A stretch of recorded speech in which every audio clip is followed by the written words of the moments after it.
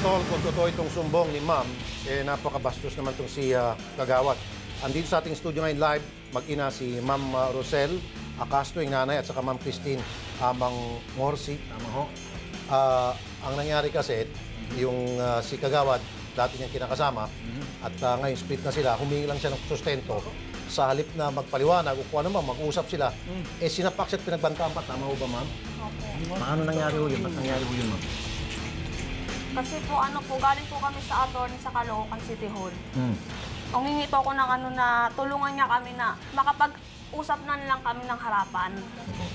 Para po doon sa sustento ng bata. Ngayon, ang ginawa po ng attorney, binigyan kami ng papel. Appearance of, yung letter of appearance, para daw po masettle na. Meron kami ngayon appointment ng... Okay, Ma'am, doon lang tayo nung nakita na kayo ni Kagawad at sinaktan ka, paano nangyari ho yun? Nakita ko po siya sa parlor. Si Kagawad? Opo, ngayon hintay ko po siyang matapos. Opo. Nung natapos po siyang magpagupit, tumayo siya, sabi ko, pirmahan mo to, sabi ko sa kanya, papel. Okay. Sabi niya sa akin, Okay. Nagmura ho siya. Nagmura siya. Okay. Sorry sa interservice, sorry po. Okay. Okay. So tapos, wag na, basta't nagmura siya. Okay. Anong nangyari ho sunod? tapos sabay layas po siya ng parlor. Sabi niyo, sinapak kayo? Inabol ko po siya kasi nga po. Kasi nung umalis na siya, Hindi nga po hinabol kasi niyo. ako sinimura niya lang ako. Okay, tapos nung hinabol Nung niyo siya, hinabol ko po, dun sa puweta ng kotse, inabot ko ulit yung sulat. Opo, itong sulat galing sa Public Attorney's Office. Opo. Okay, notice of conference na mag-usap-usap kayo. Anong ginawa niyo ho? Ngayon, nung paglapag ko doon sa puweta ng kotse, ginawa niya po yung tapos minura niya po ulit Okay, ako. minura ka niya ulit. Tinapon niya gano'n, nilukot niya. Ngayon, sabi ng mama ko, picturean mo. Okay. Pinicturean ko. Ngayon, yung kinakasama niyang babae, sinulsulan siya na, sinabihan siya na, hani-hani yung kotse natin, pinipicturean niya. So anong ginawa sa inyo ni Kagawad? Ngayon po, lumapit siya sa akin. Bigla siyang lumapit, tapos hinablutin niya sana yung cellphone ko, tinulak niya akong ganon. Hindi ko binigay kasi ginanon ko kasi wawa sa akin ngayon eh. Okay. Ngayon po, nung hindi ko binigay, bigla niya po akong ginanto sa leeg, tapos sinandal niya ako sa may kotse niya. Ayun, sinakagad tapos... Opo, tapos nagpupumiglas po ako kasi ginagano na po niya yung isang kamay niya dito po. Alright, at ang layunin niyo ng sana ay para mag-usap kayo tungkol dun sa baby. Opo, pero- Nagalit si Kagawad. Opo. Okay. Sige, Nabahagang punto. nakita niyo, ma'am, yung pangyari, nanay. Alright. Si Kagawad ho kasi ayaw na makipag-usap. Alright. Sino makausap natin? Si Kapitan Dumato Edres. Sa ng Barangay 188 Tala, Caloocan. Chairman Edres, magandang hapon. Chairman, magandang hapon po, sir. Chairman. Apo, magandang hapon po. Live po tayo, Chairman, sa T3. Kasama ko po si Tol Ben at saka si Tol Erwin Serafi po ito, Chairman. Rapitol po. Opo, Rapitol po. Opo. Chairman, ito pong si Kagawad Ron Tumanis, Mangorsi. Mangorsi, Siya oo. Opo. Inireklamo po siya ng dati niyang girlfriend, kinakasama, dahil nga po sa pananakit at pambabastos. Ang gusto lamang po nitong si Ma'am Christine ay humingi po ng suporta para sa bata, sang-ayon po sa kahilingan ng PAW na dapat mag-usap-usap. Bakit naman ho ganun si Kagawad? Kilala niyo po ba si Kagawad, sir? Ganun ba talaga ugali nito, ng taong ito? Hindi naman. Siguro may diferensya sila. Baka meron silang hindi pagkakaunawaan. Kaya nangyari yan. Kasi Brad, nandito ako ngayon sa Mindanao. 7 days na ako dito sa Mindanao dahil yung kapatid ko po na kumakandidato ng Vice Mayor dito sa Marawi City. Ganon. Sige po, kung ang kandidato. Sige, mamaya na po yung kandidato. Paano itong problema kay Kagawad? Meron ba kayong matutulong, Chairman? Okay. Mayroon po ako may tutulong. Siguro next week po, uuwi ako sa Maynila. Tapos ipapatawag ko po si Kagawad Amron. At pagkatapos, iharap ko po yung asawa niya. Papuntahin niyo po sa barangay yung asawa ni Kagawad Amron Mangorsi. Opo, sandali lang po. Ma'am, ilang taon na ho yung anak ninyo?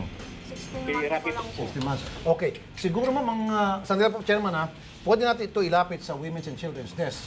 Gawa ng may batang involved dito at ayaw sumuporta at nanakit pa. So, pwedeng physical injury, grave threat. Andiyan naman si Kagawad. Saka po yung Andiyan si asawa. Kagawad. Ay, Kagawad! Magandang hapon po, Kagawad! Sir! Kagawad Mangorsi, sir!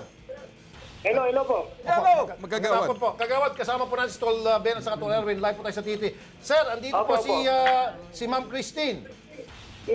Ang kanya pong reklamo, himuhingi po siya ng sustento para sa baby ninyo. Sa halip daw po kayo magpaliwanag, nanakit pa raw kayo, Kagawad. Sir, hindi ko po ginagawa yan. Sila po ang nananagit sa akin. Ito lahat ng marami pong testigo. Pati tayo nga ako, paitan lahat-lahat. Kinagataw, pinagtutulungan ako ng dalawa na yan. Tapos sinabi nila na inano ko yung anak ko, hindi ko pwedeng gawin yun. Sila ang may kasalanan, hindi ako. Sir, ang sabi niya, ito, ebidensya sir ha, papel ha, dadahan-dahanin ko po sir ha. Pinakita niya itong papel sa inyo kung nanonood po kayo ng TV. Kung hindi pa, nagpakita ko siya ng papel galing sa Public Attorney's Office para kayo ipag-usapin tungkol nga dito sa inyong baby. Ang ginawa niyo po, nilukot niyo itong papel. Ito nga po, ebidensya, lukot sir eh, hinagis niyo. Tapos nung hinabol ka niya para talagang ipakita sa inyong papel, sabi raw ng bago mong kinakasama, yung honey, pinipicturean yung kotse, nagalit po kayo. Sinakal niyo siya, tinulak sir. At maraming testigo na po, kagawad sir. Hello, sir. Opo sir. Pinapakita niya sa akin, sabi ko, saka na lang natin pag-usapan. Saka na lang natin pag-usapan. Binaba ko yung niya, pinicture niya yung sasakyan ko. Anong ibig sabihin na pipicturean yung sasakyan ko? Ano masama kung ano masama sir?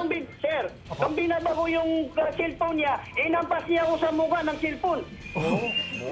Sa mukha ng cellphone.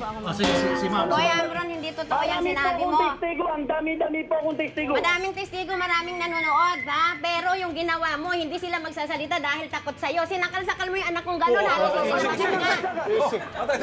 Tapos, inano yan. Hindi yan makahinga talaga. Eh, kung namatay yung anak ko, ilang beses mo lang ginawa yan. Sinungaling ka, sinungaling. Sinungaling. Ang mga tao hindi nagsasalita dahil takot sa'yo. Tinatakot mo. Kami pinagbabantaan mo patayin, ipapadukot. Ano yan? Easy. Sinakal mo na. Porque alam mo, apat lang kami sa bahay, puro babae. Abnormal pa yung kasama namin isa, kaya kami tinatakot lagi. Ang bahay namin, butas-butas ang bintana. Easy. Okay, kagawad. Ako, ma'am. Sir, Hindi man, ma'am, sir, hindi naman kapanipaniwala na sila ho ay mananakit sa iyo. Lalaki yung tao, Ang tapos laki mong bakulaw, sasaktan ka namin. sir, Malaki dami po sir. akong pasa sa katawan ko. Sir, unang-una kagawad. Daming testigo. Sir, kayo- Inawat ko lang sila, pinagsasapak ako. Ba? Sir, Babae? unang-una sir, meron kayong pwesto. Kagawad Yeah. kayo. Okay, Opo, meron opo. kayong kapangyarihan. Lalaki kayo at malaking tao kayo. Ito, maliit, babae, mahina. Hindi ka panipaniwala sila mananakpal sa inyo, kagawad. Sir, di niyo kilala po yung dalawa na yan. Yung kaya na kami, nagagawa na nga japa yung yan. Di na sinama Sir, niya sa personal, lolo, sir, tapos personal yan, sir, Hoy. Yung personal, ilabas natin dito yung personal, okay, sir? Ito tayo, yun ang dahilan eh. Okay, sir, ilabas na natin yung personal dito. Sir, okay, yung bang pagpicture sa kotse, sabihin na natin pinipicture yung kotse mo, ano ngayon kung pinipicture yung kotse mo? Ano masama doon? Ba't ka nagalit? Alam mo, sandali lang, ikaw wag ka muna maingay, ikaw wag ingay ha. Wag ingay. Okay, paano halimbawa, kaya ka pinipicture yung kotse mo, siguro gagamitin yung ebidensya na ikaw may mga ari-arian na meron kang kapabilidad na para sumuporta dapat kung gustuhin mo dahil nakapagbili ka ng mga ari-arian, pero suporta hindi mo kaya. Parang gano'n yun ang reason ba't pinipicturean. Okay, sir. Yan ang sinabi mo. Yung kotse ko, hulog. Hulog! Ano pa lang hinihingi niya kinasustento? Lahat ng gamit ko, wala akong nabi kahit isa. Wala akong nakuha sa mga gamit ko, kinuha niya lahat. Akala po niya, yung subing dala namin, warrant po dun sa kotseng kinuha niyang inutang na hindi pa niya nahuhulugan. Kasama yung anak ko, dinamay niya. Yun ang kaya po siya nagalit. Ang sabi niya, Akala sulungin niya daw pala namin. warrant. Hindi pa po niya binuksan. Aarestuhin yung kotse. Hindi ka marunong magbasa. Ayun. Kagawad, ganito na lang po, kagawad, sir. Ipapatawag ko kayo ni Chairman at mag-usap-usap kayo, sir, na maayos. Pwede ba, kagawad, sir? Walang problema. Walang problema. Sir. Okay. So, ganun na lang po, sir, siguro. Okay? Opo. Okay, sir, ha? At wag na ho kayo magbanta, wag na kayo manakit, kagawad, Sila sir. po ang nagbabanta po, hindi ako. Sila. Silang nanakit sa akin. Paano kami, sir, magbabanta? Kababae naming tao. Babanta kami, kutsilyo lang ang gamit namin sa bahay. Siya may baril yan. Yung baril ng anak ko may lisensya, kinuha niya, tinangay niya, hindi niya binibigay. Pakita mo yung lisensya. Okay, sige na. Easy. Diba? Sige, sandali lang po. Kagawad, makinig po kayo. Nandiyan. Sinungaling ka, numero uno, ang tao hindi magsasalita dahil takot sa'yo. Paano matatakot na meron ako naman? Oo na, talaga, totoo lang yan. Totoo. Okay. Babayaran mo. Okay, sir. Okay. Sandali lang po, kagawad, nasa kabilang Hindi linya na kami, wala na tayong pag-uusapan. Sa korte na lang tayo mag-usap. Kami nakipag-usap sa iyo, hindi mo kami. Anong ginawa sa amin? Binugbog mo kami, yung anak ko sinakal mo, yung apo ko. Nakita mo yung sukat ng apo ko? Gawa ng Anong sabi asawa mo? mo. Gumugulong-gulong yung bata sa wala kang pakialam. Sabi ko, ganito yung ginagawa mo. Yung bata nalalaglag, gumugulong-gulong. Okay, Tumakbo sige. yung bata sa baba, dito sa todo Okay, babae. okay, sige. Sinipa pa nung ano mo, yung kula sisi mo. Okay, tama na. Okay. Hindi mo Okay, alam ma'am. dahil ito sinasaksakan mo. Time out, ma'am. Wala tayo sa face-to-face. Tito, Okay, yan. nasa inyo natin telepono si Colonel Emma Libunaw. Ito, ma'am, makakatulong sa atin ito. Ang Chief ng Women's and Children's Desk sa CIDG Camp Crame. Magandang hapon po, Ma'am Emma. Magandang hapon po, Sir Rafi. Ma'am, alam ko may matutulong kayo rito. Ito kung si complainant namin, si Ma'am Christine, ang kanya pong reklamo, humihingi lang po siya ng sustento sa kanyang dating kinakasamang kagawad. Sa halip na magpaliwanag, siya po'y sinasaktan at binabantaan. Meron po ba May kayo anak po matutulong ba dito? sila? Meron? May anak. Meron po. Ilang taon po? 10 months po. 16 months po, ma'am. Dapat po dapat pong tulungan. Opo. Dapat pong sustentuhan. Yan, meron kayo matutulong dito, ma'am, at saka yung pananakit. Meron po, pero obligado po tayong magsampa ng kaso sa korte. Okay, sige po, ma'am. Ganito ang gagawin namin. Una po, pupunta kami kay Chairman. Kapag hindi maayos si Chairman, didiretso po kami dyan sa inyong tanggapan, Ma'am Emma.